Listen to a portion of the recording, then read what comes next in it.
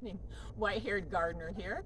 Today's video is about why I and you should like cattle panels in a small space garden. As you can see, I have two garden beds here and they are joined by one cattle panel. It's always wise in a small space garden if you can grow up anytime you get the chance rather than out. Your plants, you get a lot more square footage for your plants, which really results in a higher yield. Now I'm going to show you a couple of other beds further down that I am also using the cattle panels and give you a good example of a very overcrowded bed. So come with me. As you can see over here, I have started these melons growing across the ground, and as you can see, this is not an efficient use of space. This has pretty well taken up this whole garden. I've had to remove some of the plants, move them to a different bed because this was choking everything out. I've started growing this, training this melon to go up on this cattle panel, which is good. Otherwise I'd have to cut the whole thing about in half.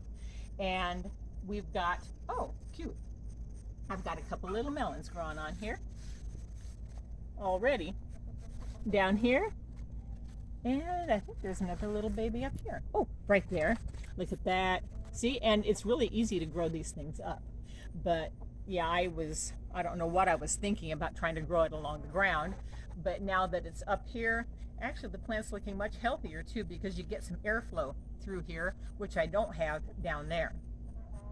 So this is doing pretty well. And actually this little guy, I'm trying the same thing, because over here he did the exact same thing as melon, and this is actually a pumpkin, and I had no idea that pumpkins would, could be trained up there, but I'm giving it a shot this year and it looks like it's going to work. There's another cattle panel.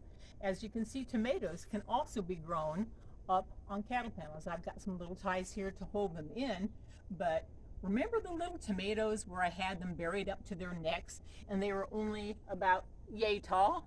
Well, look at them now.